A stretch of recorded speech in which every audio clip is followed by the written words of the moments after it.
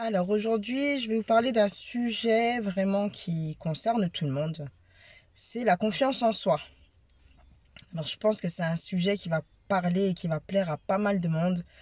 Parce que souvent, quand on a des projets ou quand on a envie de se lancer dans quelque chose de nouveau, eh bien ce qui nous retient, c'est qu'on manque de confiance en soi, on manque d'audace. En fait, on a peur de pas mal de choses, peur d'échouer ou peur voilà de pas être à la hauteur ou peur de pas être compris ou comprise.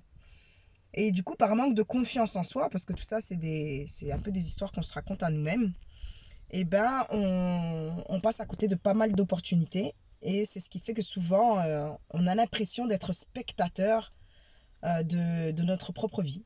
Voilà, on reste comme ça spectateur au lieu d'être acteur. Et donc je voulais parler de ce sujet-là parce que c'est un sujet qui me touche particulièrement. Parce qu'il y a eu une période où eh ben, j'ai manqué cruellement de confiance en moi. Alors je vais vous expliquer un petit peu comment ça s'est passé. Et surtout bah, comment je suis sortie de cette période de total manque de confiance en moi. Parce que c'est quelque chose qui se travaille. Beaucoup pensent que manquer de confiance en soi, c'est une fatalité. Et que certains ont confiance en eux, et ils font des choses avec simplicité, aisance. Mais tout ça, en fait, ça se travaille. Je vais vous parler un peu de mon parcours personnel et ensuite, je vous expliquerai comment j'ai fait pour passer d'un état à un autre. Et c'est quelque chose que vous aussi, vous pouvez reproduire assez facilement. Donc, au niveau de la confiance en soi, pendant toute... là, je vais partir vraiment un peu loin au niveau des dates. Quand j'étais beaucoup plus jeune, toute ma scolarité, j'ai toujours été une super élève. Je réussissais facilement. J'avais des facilités en cours, en fait. J'étais super forte, que ce soit dans n'importe quelle matière, que ce soit le sport, les mathématiques, la littérature, enfin vraiment dans pas mal de domaines. J'avais une facilité, même au niveau de la parole, etc. J'avais pas mal de facilité. Et, mais je faisais même partie de ceux qui n'étaient pas forcément très attentives en cours et qui ne faisaient pas énormément d'efforts non plus à la maison. Et pourtant, bah, à mes contrôles, j'avais des très très très bonnes notes. Donc en fait, j'avais une facilité pour retenir pas mal de choses. C'est encore quelque chose qui me suit jusqu'à maintenant, c'est que j'ai une capacité pour retenir pas mal de choses. Et puis bah, à l'école, ça m'a beaucoup aidé. Et en fait, avec le temps, donc j'ai poursuivi mes études, j'ai eu mon bac économique et social. J'ai fait plusieurs années à la fac en sociologie, puisque ça me plaisait beaucoup de pouvoir étudier le comportement humain. C'était quelque chose qui, voilà, apprendre des choses sur le comportement humain, mais aussi sur les cultures d'autres personnes, quels sont les codes ou comment les autres cultures se comportent. Et ça me plaît beaucoup en fait d'analyser le comportement des gens. Et donc j'ai fait économique et social et ensuite j'ai fait 3 ans enfin 2 ans plutôt, 2 années de sociologie. Et ensuite je me suis orientée vers les sciences de l'éducation. Et là c'est pareil, c'est un domaine qui me plaisait beaucoup, que ce soit tout ce qui est lié en fait à l'apprentissage en fait. Quels sont les processus d'apprentissage de l'enfance à l'âge adulte, comment les gens font pour apprendre des nouvelles choses et puis surtout comment on fait pour transmettre un savoir à d'autres personnes. Donc ça a toujours été des sujets qui m'ont toujours plu. Depuis mon plus jeune âge, j'ai toujours voulu, c'était soit être vétérinaire ou soit être professeur des écoles. Et en fait, avec le temps, bah, je me suis plus dirigée vers les métiers de l'éducation que soigner les animaux. Je me suis dit, les hommes ont peut-être plus besoin de moi au niveau de l'éducation que les animaux. Je pense que les animaux sont déjà suffisamment bien éduqués. Et en fait, bah, voilà, j'ai fait mes études, on va dire assez facilement. J'ai pas rencontré de très grosses difficultés. J'ai obtenu mes diplômes avec mention. Et j'ai toujours été quelqu'un en fait qui avait j'avais assez confiance en moi en fait. J'ai jamais douté de mes capacités à réussir des choses. Enfin, même si j'avais quelques appréhensions, mais en ce qui concerne en ce qui concerne mon parcours de formation, on va dire que j'ai toujours eu des facilités à ce niveau-là. Et en fait, quand il a fallu s'introduire dans le marché du travail, c'est là en fait que les choses se sont compliquées, on va dire un petit peu. Ça a été ça. J'ai rencontré des difficultés pour rentrer dans le monde du travail. Voilà, être confronté aux employeurs. Déjà, c'est pas des choses sur lesquelles on a travaillé pendant toute ma scolarité. Se vendre ou vraiment mettre en avant ses qualités, ses compétences, ce genre de choses. Même si aujourd'hui, j'arrive à savoir dans quel secteur d'activité j'ai des facilités ou j'ai des compétences et je sais également quelles sont mes faiblesses, mais il y a quelques années en arrière, c'était pas forcément quelque chose que je connaissais ou que je maîtrisais bien. Se connaître soi-même, c'était pas quelque chose que je maîtrisais super bien. Et c'est vrai que c'était assez déstabilisant de se lancer sur le marché du travail et puis de, de, de vanter ses mérites, de vanter ses diplômes, de vanter que ce soit ses expériences professionnelles ou autres. C'était pas quelque chose que j'arrivais à faire avec aisance. Et puis surtout, je sais pas, j'ai toujours eu en tête que j'étais quelqu'un de réservé, timide. Enfin, je me considère toujours comme quelqu'un d'assez introverti. Et, et du coup, ça, c'est pas forcément une qualité que les employeurs recherchent. Au contraire, ils aiment bien les gens qui ont une facilité d'adaptation, enfin, ou surtout de relationnel. Quand on travaille en entreprise, il faut être, on va dire, sociable. Et dans mon cas, j'étais assez introvertie. Et donc, quand il fallait se vendre, en fait, auprès des employeurs, ça n'a pas été toujours quelque chose de facile pour moi. Donc, j'ai multiplié comme ça les entretiens après avoir validé mon master professionnel. Moi, ce qui m'intéressait, c'était surtout d'intégrer un grand centre de formation. Et puis, finalement, j'ai pas été prise parce que, voilà, il me manquait ce côté, on va dire, un peu commercial. Et du coup, j'ai postulé dans pas mal de centres de formation et ça a pas été euh, positif. Et c'est vrai que ça m'a mis un super gros coup sur le moral parce que du coup, j'ai dû trouver d'autres stratégies pour pouvoir rentrer dans le monde du travail. Et j'ai dû même, comment dire, je me suis dit, peut-être que le fait d'avoir beaucoup de diplômes, je me suis mis plein de trucs en tête. J'ai commencé à remettre en question pas mal de choses. Je m'étais jamais posé la question, je m'étais jamais dit qu'en rentrant dans le marché du travail, j'allais être confrontée à ça. Et quand c'est arrivé, c'est vrai que ça m'a déstabilisée. Du style, voilà, j'avais l'impression que je manquais de compétences, que je savais pas bien m'exprimer, voilà, je perdais tous mes moyens. Et du coup, c'est resté dans ma tête et j'ai dû, en fait, quand j'ai postulé pour d'autres emplois, retirer certains de mes diplômes. Je me suis dit peut-être que le fait d'avoir pas mal de diplômes, ça fait peut-être peur aux employeurs. Enfin, je me suis inventé pas mal de trucs. Et du coup, j'ai commencé à travailler. Et quand j'ai commencé à travailler, j'avais toujours ça en tête, en fait, de me dire, voilà, je suis dans un travail qui correspond pas forcément à ce que je voulais à la base. Et voilà, ça m'a vraiment fait perdre confiance en moi à ce moment-là, précisément. Et donc après, ça m'a suivi plusieurs années, ça m'a suivi. Et puis même si avec mes collègues de travail, ça se passait plutôt bien. Mais disons que j'avais toujours cette petite phrase en tête qui me disait, voilà, je me sentais pas forcément à ma place et je me disais, si je suis pas à ma place, c'est que j'ai pas réussi à faire quelque chose en fait. J'ai pas réussi à soit bien me valoriser ou à avoir plus confiance en moi et du coup, ça m'a beaucoup pénalisé à cette période.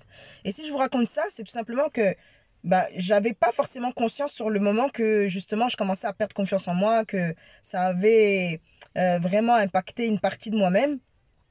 Et donc j'ai continué comme ça.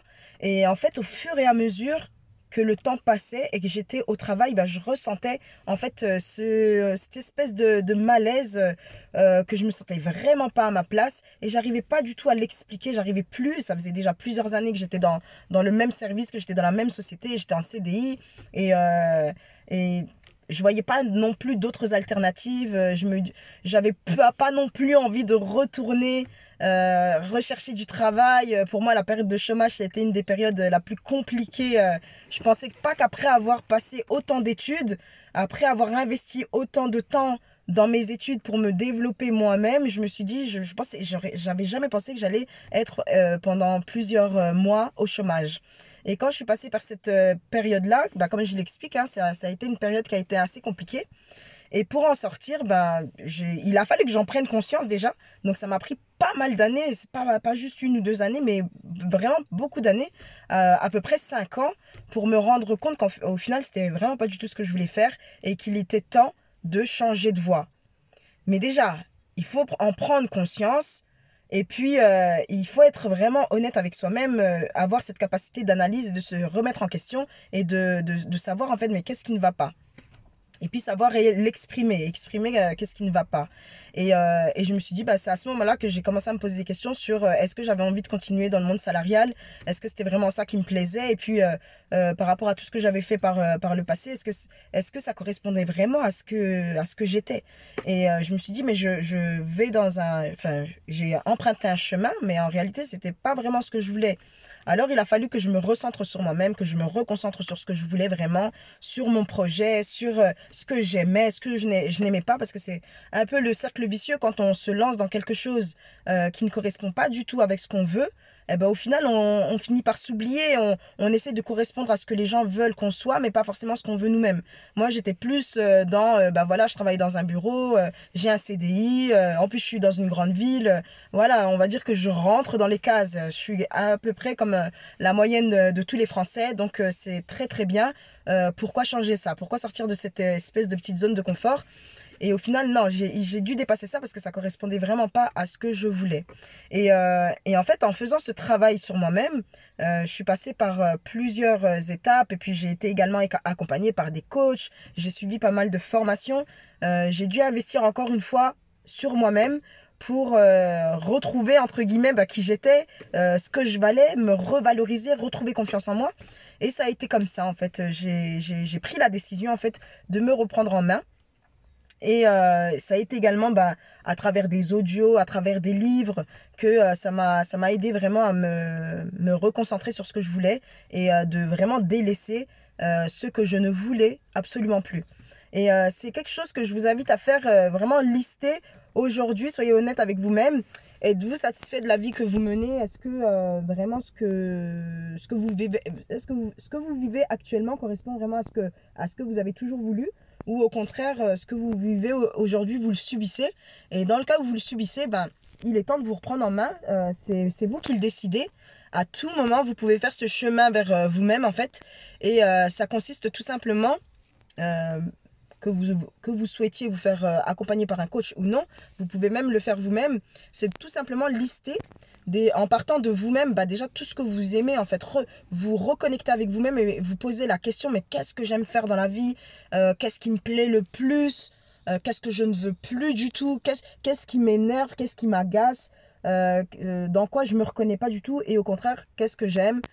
Qu'est-ce qui me plaît, qu'est-ce qui me fait vibrer, qu'est-ce qui m'intéresse dans la vie. Et c'est comme ça qu'en listant pas mal de choses qui vous correspondent, que vous allez retrouver vraiment le chemin vers ce qui est bien pour vous. Et ça va vous aider à retrouver confiance en vous. Parce que plus vous êtes aligné avec vous-même et plus vous êtes aligné avec ce qui vous correspond, et plus en fait vous vous valorisez, vous vous respectez plus, vous connaissez votre valeur en fait, et les relations avec les gens s'améliorent de plus en plus. Parce que quand vous n'êtes pas vraiment à votre place, quand vous ressentez un espèce de malaise, ben ça crée des tensions, des conflits avec les gens. Alors que quand vous êtes vraiment là où vous avez envie d'être et que c'est pas quelqu'un ou une institution ou quoi que ce soit qui vous place quelque part, c'est vous qui décidez d'être là où vous avez envie d'être, vous reprenez le contrôle sur vous-même et c'est comme ça qu'en fait que vous reprenez confiance en vous. Donc même si aujourd'hui je me considère encore comme une personne introvertie, mais c'est pas quelque chose que je vis mal. Alors qu'avant c'était oui, je suis timide, je suis trop jeune, je suis ceci, cela. C'était plus des plaintes. Alors qu'aujourd'hui j'en fais ma force. Je suis comme je suis et je m'accepte tel que je suis et je m'aime tel que je suis. Et quand vous êtes capable de dire des choses comme ça, de les affirmer, eh ben, c'est comme ça que vous retrouvez petit à petit confiance en vous. Et jour après jour, il faut le travailler. C'est quelque chose qui se travaille avec le temps. Et c'est comme ça en fait que vous allez vraiment trouver un chemin qui vous correspond amplement et que vous allez vous sentir de mieux en mieux jour après jour. Donc commencez par ça, listez tout ce qui vous intéresse dans la vie, tout ce qui vous fait vibrer, dans les situations où vous vous êtes senti vraiment heureux. Et en fait, c'est comme ça que vous allez déterminer petit à petit ce qui est réellement bon pour vous et pas ce que les gens aimeraient enfin, les choses qui devraient être bonnes pour vous, enfin, que ce ne soit pas quelqu'un qui vous l'impose en fait. Il faut que ça vienne de vous. Voilà, donc j'espère que vous pourrez faire expérimenter ce petit exercice. C'est très simple, hein. Vous prenez une feuille, vous vous concentrez sur vous-même et puis vous écrivez tout ce qui vous passe par la tête sur ce que vous aimez, ce que vous n'aimez pas, vos qualités, vos défauts. Et puis c'est un peu comme ça que vous allez faire un bilan sur vous-même et que vous allez vous poser les bonnes questions. Est-ce que je suis au bon endroit ou au contraire, est-ce qu'il y a encore des choses à améliorer? Et puis c'est comme ça qu'on avance.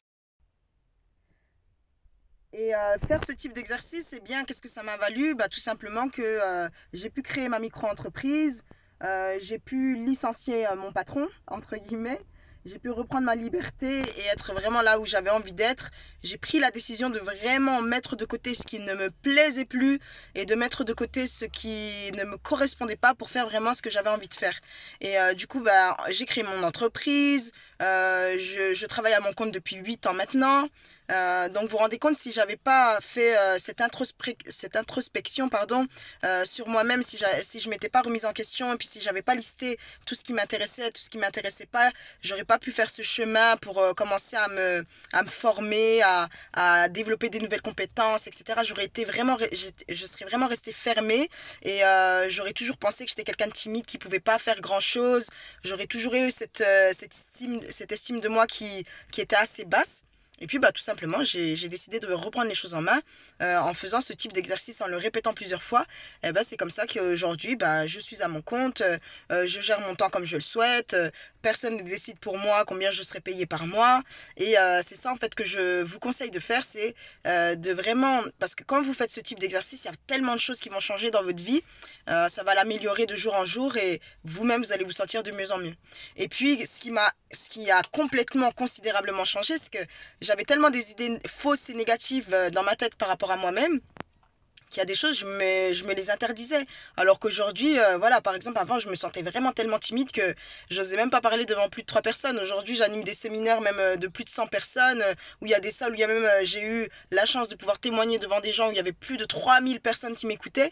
Et c'est plus des choses dont j'ai peur. Alors qu'avant, c'était vraiment des grosses peurs, c'était des freins, ça me paralysait complètement. Et aujourd'hui, je parle aisément, sans...